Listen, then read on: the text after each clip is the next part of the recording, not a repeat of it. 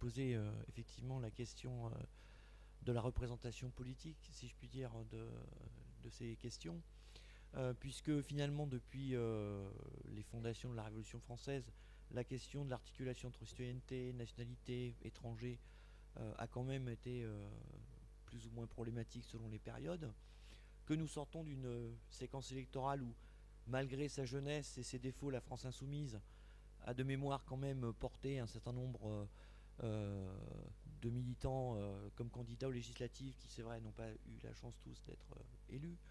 Euh, mais que malgré cette initiative de la France insoumise, se pose effectivement la question de ces militants que moi je connais à titre personnel puisque je travaille en banlieue parisienne et que même c'est des jeunes gens très jeunes, anciens lycéens, qui ont une volonté effectivement d'un engagement politique fort. C'est difficile effectivement aujourd'hui encore pour un jeune, pour dire les choses directement, pour un jeune lycéen issu de l'immigration de trouver sa place dans des organisations qui n'ont pas forcément l'habitude effectivement de, de, de porter, en tout cas de vouloir porter ces gens vers le devant. C'est en cours, je pense. C'est en cours, mais c'est un long travail difficile qui nécessite beaucoup de temps. Voilà. Donc, difficile hein, maintenant de dire quelque chose de manière synthétique. Donc la question initiale, à mon sens, elle est plus vraiment pertinente, puisque la question de la mémoire, d'une part, la question effectivement du politique, de l'autonomie de ces Français héritiers de la période coloniale ou de l'immigration est posée. Donc je pense que la France insoumise a des choses à dire et à répondre sur ces questions-là dans un contexte en plus où on nous remet sur le tapis une loi qui une fois de plus vise à la fois les primo-arrivants si je puis dire, mais aussi bien entendu tous ceux qui sont français depuis de longues générations et dont on de manière régulière met en doute leur qualité de français si je puis dire. Oui, et donc ma question c'est... Non, mais j'avais compris, mais je ne vais pas répondre qu'à ça, alors je vais essayer. Je vais essayer aussi de rebondir un petit peu sur ce que vient de dire Mohamed, avec lesquels je suis en accord sur beaucoup de choses, mais je ne crois pas avoir de divergences sur l'arrivée. Par contre, juste pour essayer un petit peu de préciser certains points derrière ce débat sur la question colonisée, immigration, etc. Tu disais, Mohamed, une chose, tu disais, j'ai pas préparé mon intervention, donc tu vas m'en excuser, puis je vais essayer d'être plus court que toi, voilà, quand même aussi, pour qu'il puisse y avoir un débat, mais c'est très agréable de t'écouter. Bon, je voudrais... oui, tu as raison, enfin, quand on se connaît, on parle pas mal quand même. Donc, tu as dit une chose, tu as dit, il est important de tirer des drames du passé le carburant des luttes actuelles. Bon, moi j'ajouterais autre chose. Il est important de tirer des drames du passé, donc j'ai compris de l'héritage, ce que tu appelles l'héritage de la colonisation, mais il est aussi important de tirer des drames actuels le carburant. Autrement dit, ce que je veux dire par là, c'est que ça renvoie à la question fracture coloniale, fracture sociale, bon, qui est une question qui traverse nos débats et que je pourrais résumer d'une autre manière. Tu as dit à un moment donné, excuse-moi, je te réponds, mais parce que ton intervention, tu as dit à un moment donné, les générations d'après, donc après la première génération de ceux arrivés par la colonisation, ont eu plus de chance. Ben non, justement, elles n'ont pas eu plus de chance. Et je pense qu'on touche là une des questions importantes qui additionne finalement deux discriminations, c'est que les générations d'après n'ont pas eu plus de chance, parce que contrairement à ce qui s'est passé en France dans certaines périodes économiques, les générations qui sont toujours les générations d'immigrés qui arrivent en bas de l'échelle sociale globalement, hein, parce que la France, j'allais dire d'une certaine manière, même de manière automatique, je ne le justifie pas, je l'observe simplement à travers l'histoire, a toujours utilisé les générations venues de l'immigration pour les tâches, j'allais dire, sociales qui ne sont plus, qui sont à faire, les mineurs, etc. Enfin, je ne veux pas le faire, les travailleurs dans l'usine de l'industrie automobile arrivés. Bon. Et ce qui s'est passé, c'est que là, ce qu'on constate maintenant, après des décennies, c'est que les enfants et les petits-enfants de ces personnes arrivées qui sont pour la plupart françaises, socialement c'est la catastrophe. Donc on a bien deux discriminations qui se superposent. Et tu disais pour Daniel Obono, je t'ai entendu, tu disais combien dans l'Assemblée y a-t-il de personnes issues d'immigration colonisée. Mais je vous pose une autre question. Combien dans l'Assemblée nationale y a-t-il de personnes qui sont d'origine ouvrière ou d'employés? Il n'y en a pas plus. Je peux vous le dire, il n'y en a pas plus. D'accord? Et donc, on voit bien que la question... Alors, je ne nie pas en disant ça, je vais y venir, hein, je ne nie pas la question d'une discrimination particulière qui se rajoute. Mais les deux discriminations se joignent. Et pourquoi je dis ça? C'est parce que si on veut justement combattre au nom de l'égalité et faire en sorte que, j'allais dire, la gauche, entre guillemets, hein, tu comprendras que toi tu dis la gauche. Alors par exemple, je vais faire des digressions comme toi. Par exemple, au moment de la décolonisation, il y a des gauches qui sont battues contre la décolonisation. Et il faut aussi le dire. Parce que sinon, à un moment donné, on nie aussi une autre mémoire, celle des porteurs de valises, celle de gens qui se sont engagés du côté de la lutte de manière. Si on veut justement arriver à faire en sorte que notre gauche, appelée comme on voudra, représente réellement ceux qui sociologiquement ont intérêt à être représentés par ceux qui se battent pour l'égalité, etc., il faut tenir compte de deux choses. C'est la fracture coloniale et dont on voit bien qu'elle entraîne une fracture, une discrimination spécifique, j'utilise le terme entre guillemets, hein, basée sur la couleur de peau, une supposée religion, mais la discrimination sociale aussi qui est fondamentale et qui fait que cette discrimination, la première, ne serait pas la même dans ce pays s'il y avait le plein emploi et si les gens n'avaient pas la possibilité de faire le tri sur des curriculum vitae, mais d'une certaine manière, et que quelque part l'intégration se faisait automatiquement.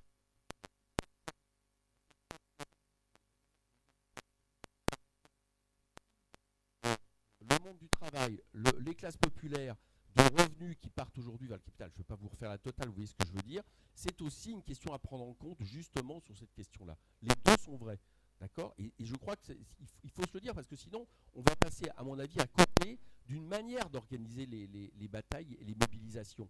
Bon. Donc ça c'est la première chose que je voulais dire. La deuxième, et là je te rejoins totalement bien évidemment, c'est que on ne peut pas envisager que notre camp gagne sans les classes populaires. Et les classes populaires, aujourd'hui, en tout cas, dans les quartiers périurbains des villes, etc., elles ont l'histoire que tu dis.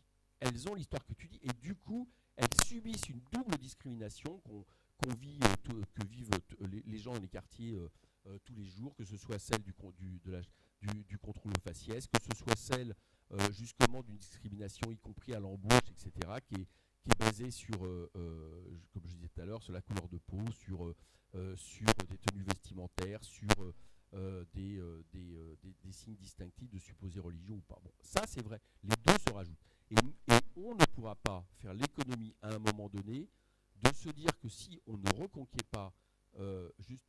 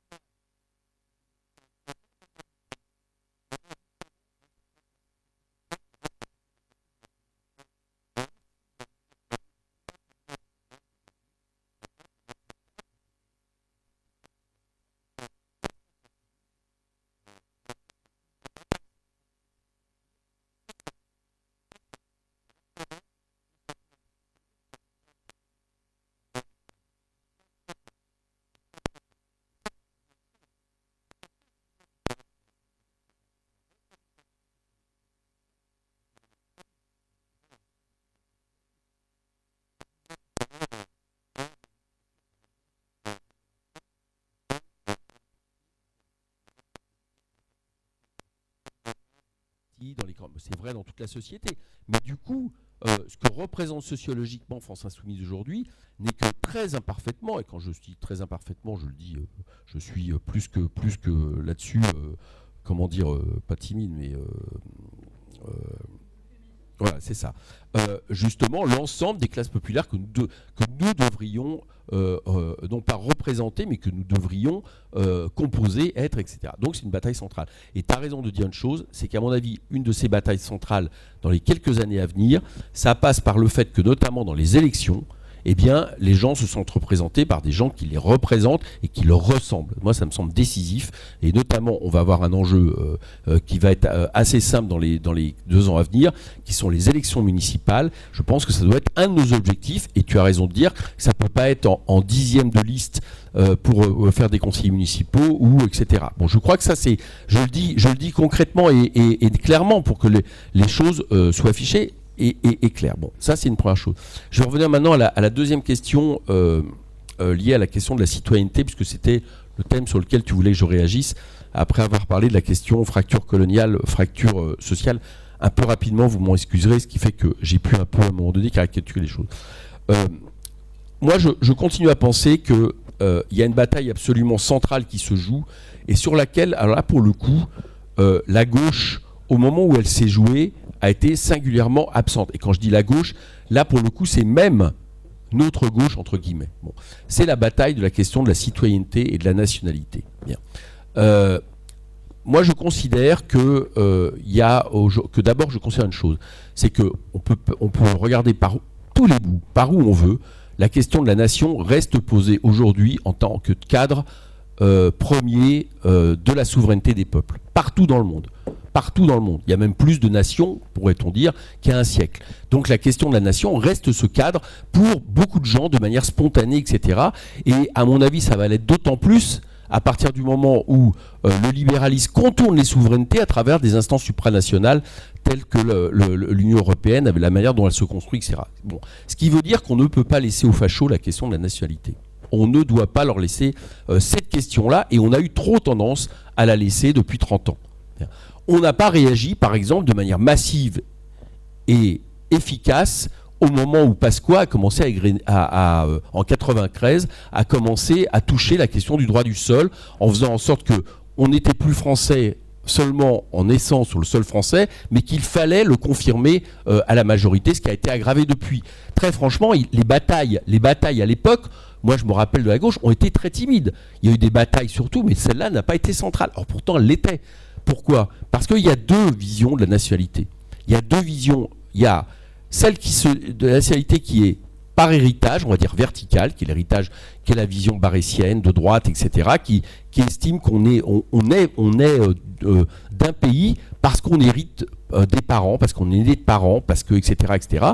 Et puis la vision dite horizontale qui fait qu'on est d'une nationalité parce qu'on a une communauté de destin politique. Et la nôtre, c'est pour ça qu'en France, on ne dissocie pas, au moment de la Révolution française, citoyenneté, nationalité, c'est celle de l'appartenance justement à la République qui fait qu'en 1793, la Constitution, malheureusement jamais appliquée, mais celle qui a été la plus loin, décidait que finalement un citoyen français était quelqu'un dont qui avait éventuellement pour seule qualité d'avoir aidé les vieillards, d'avoir eu des actes de fraternité, etc. Et cette bataille-là, la manière de se définir la nationalité, elle est, à mon avis, quelque chose de totalement encore décisive. La preuve, c'est que dans les débats qu'on a à l'Assemblée, etc., aujourd'hui, sur la loi immigration, j'arrive même pas oui, mais c'est pas le nom exact. C'est immigration maîtrisée et droit d'asile conforté, je sais plus. Non, c'est plus que ça. Non, le vrai nom, ça devrait être immigration criminalisée, droit d'asile corseté. Mais c'est pas le nom malheureusement qui est pris, parce que c'est ça la loi, mais on n'est pas là pour discuter de la loi. Mais dans cette loi, hier, la droite est intervenue.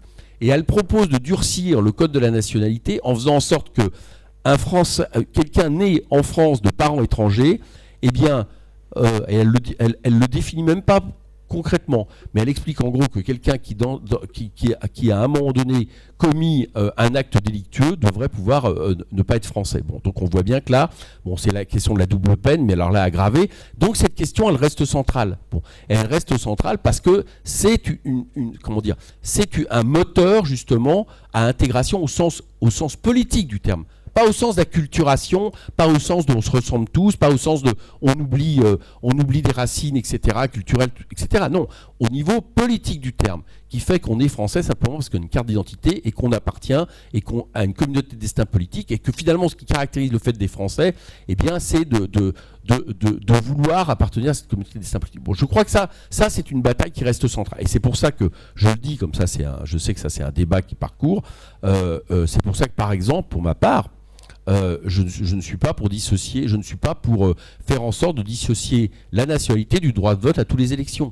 Parce que ce qui, en définitive, à un moment donné, doit caractériser justement le fait d'être français, c'est le fait de voter aux élections nationales, en dernière instance. Bon, ce qui fait que, et si on enlève le droit de vote, eh ben, vous vous rendrez compte que dans ces cas-là, vous demanderez qu'est-ce qui caractérise la nationalité, et les fachos vous diront ce qui caractérise la nationalité, c'est le fait d'être né de parents français, etc. Bon, c'est un débat, je ne parle pas des élections locales, hein, ça s'est tranché depuis longtemps, ne serait-ce que depuis que les personnes de l'Union européenne votent en France. Je vois mal comment on pourrait refuser à des gens qui sont en France et qui participent à la richesse d'autres pays depuis 20 ans de ne pas voter aux élections locales. Mais les élections nationales, pour moi, posent cette question, parce que je pense que c'est un piège de dissocier citoyenneté politique et nationalité, et que ça, on peut regarder partout dans le monde actuellement, après les exemples nombreux qu'on a eus d'évolution ethniciste, d'évolution communautaire de la nationalité. Je pense que c'est quelque chose qui est toujours facteur d'émancipation, qui est l'idée de définir la nationalité. Voilà, comme ça j'ai posé deux débats. Le premier sur fracture sociale, fracture coloniale, mais qui fait que sur le final, je partage ce que tu dis sur la question concrète de la représentation et de la manière dont à un moment donné un mouvement comme France Insoumise peut justement être le vrai mouvement qui permette l'auto-organisation dans les quartiers. Soit dit en passant, je pose une autre chose, là, finalement je suis plus long que j'imaginais, mais peut-être pas autant. Mais je pose une autre chose, c'est que il y a une autre condition, c'est pas seulement la question électorale, c'est que ça veut dire aussi qu'il faudrait qu'on s'intéresse aux luttes des quartiers. Voilà. Parce que tant qu'on demande aux quartiers de venir soutenir les mobilisations sociales dans les centres urbains, etc., mais qu'on est trop peu, moi je le dis parce que j'étais un des rares élus, à se retrouver dans les banlieues, dans les quartiers, quand sur les événements liés à Théo, à Dama, etc., qu'on est vraiment trop peu, là il y a un problème. On devrait, à un moment donné, exprimer une solidarité pour dire qu'il n'y a pas, elle ne vient pas que dans un sens, quoi. Hein, ça, je pense que c'est aussi quelque chose de fondamental. Et croyez-moi que c'est pas seulement fondamental, c'est très vu et c'est très regardé. Bon, et ça, je pense qu'aussi, c'est une des conditions à un moment donné pour qu'on soit entendu de manière différente et qu'on ait justement, là, pour le coup, la capacité de considérer que France Insoumise peut être justement la force d'émancipation qui convienne à tous ceux qui, aujourd'hui, sont exploités par le système et qui, en plus, peuvent additionner des discriminations, comme je disais tout à l'heure. Voilà, j'arrête. Merci. Bon, je pense que vous avez...